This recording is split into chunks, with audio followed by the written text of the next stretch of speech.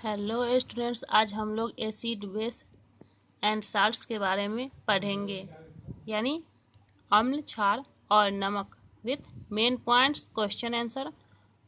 और ये पार्ट 1 है। एसिड बेस एंड साल्ट का ये पार्ट 1 है। चलिए देखते हैं हम लोग इसके बारे में। एसिड क्या है? एसिड यानी अम्ल क्या है? Acid are sour in taste. Acid क्या होता है? एसिड का टेस्ट खट्टा होता है, यानी एसिड टेस्ट में खट्टा होता है, स्वाद इसका खट्टा होता है। Asset turns blue litmus red, और ये ब्लू लिटमस को रेड में चेंज करता है। बेस, क्षार। बेस को हिंदी में क्या बोलते हैं? क्षार। Bases are bitter in taste. Base turn red litmus blue. Base क्या होता है? कड़वा होता है टेस्ट में। बेस का टेस्ट यानी क्षार का टेस्ट कड़वा होता है, और बेस जो है वो रेड लिटमस को ब्लू में टर्न करता है, यानी रेड को ब्लू में चेंज करता है, लाल लिटमस को ब्लू लिटमस में चेंज करता है। नेचुरल इंडिकेटर क्या है? नेचुरल इंडिकेटर को हिंदी में प्राकृतिक सूचक कहते हैं। नेचुरल इंडिकेटर को हिंदी में प्राकृतिक सूचक कहते हैं। अब नेचुरल इंडिकेटर क्या है? कौन कौन से नेचुरल इंडिकेटर हैं? तो लिटमस और टर्मरिक, ये दोनों जो है, टर्मरिक को हिंदी में हल्दी बोलते हैं, टर्मरिक, ठीक है।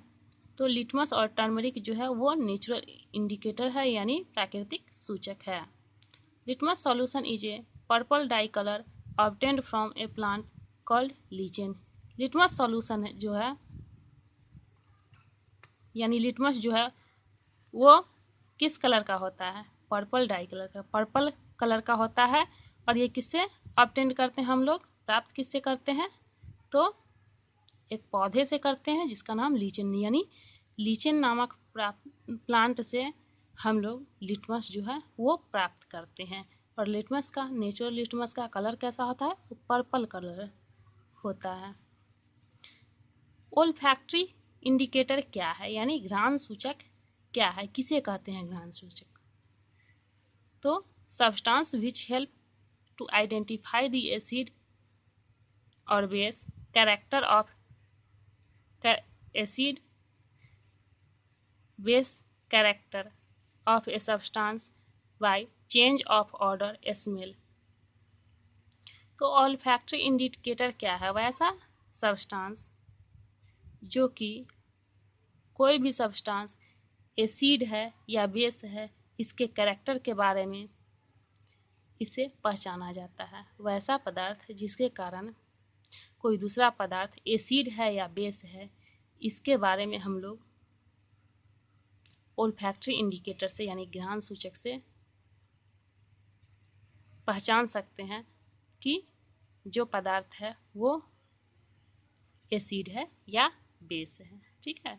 वैसा पदार्थ जो कि एसिड या बेस को पहचानने में मदद करती है हमारी, उसे हम लोग घ्राण सूचक कहते हैं, ठीक है।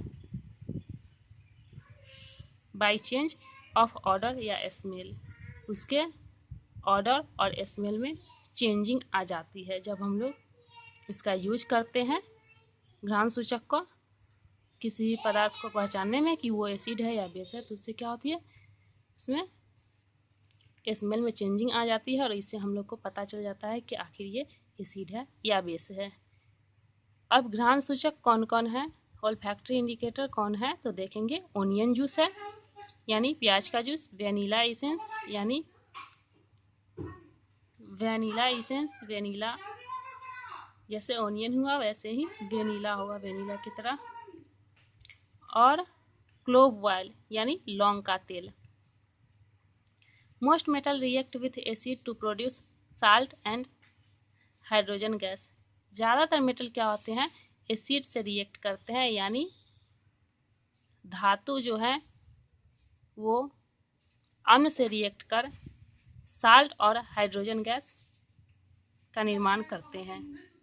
जैसे ये Zn धातु हो गया जिंक, H2SO4 से रिएक्ट करता है तो जिंक सल्फेट बनाता है और ये हाइड्रोजन गैस प्रोड्यूस करता है। न्यूट्रलाइजेशन रिएक्शन क्या है? न्यूट्रलाइजेशन को हिंदी में हम लोग निराकरण या उदासीनीकरण कहते हैं।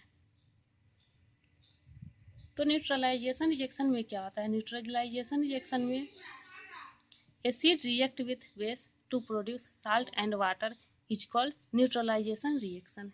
जब एसिड यानी अम्ल क्षार से प्रतिक्रिया करता है,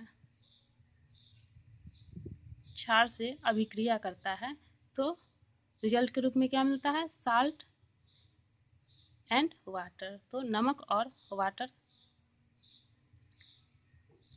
वाटर मिलता है, यानी एसिड जब बेस से रिएक्ट करता है तो साल्ट और वाटर प्रोड्यूस करता है और इस रिएक्शन को, इस अभिक्रिया को हम लोग न्यूट्रलाइजेशन रिएक्शन यानी उदासीनीकरण अभिक्रिया कहते हैं। Metal oxides are basic in nature. Metal oxide होते हैं यानी धातु के जो ऑक्साइड होते हैं वो धातु के ऑक्साइड होते हैं वो हमेशा क्षारीय होते हैं। प्रकृति में हमेशा वो क्षारीय रूप में पाए जाते हैं। उनका नेचर कैसा होता है? क्षारीय होता है। Non metal oxide are acidic in nature. लेकिन जो नॉन मेटल होते हैं ऑक्साइड यानी अधातु ऑक्साइड होते हैं वो एसिडिक होते हैं नेचर में, यानी अम्लीय होते हैं। ठीक है, तो आज के लिए बस इतना ही। फिर एसिड बेस एंड साल्ट का पार्ट 2 इस पर अपलोड कर दिया जाएगा।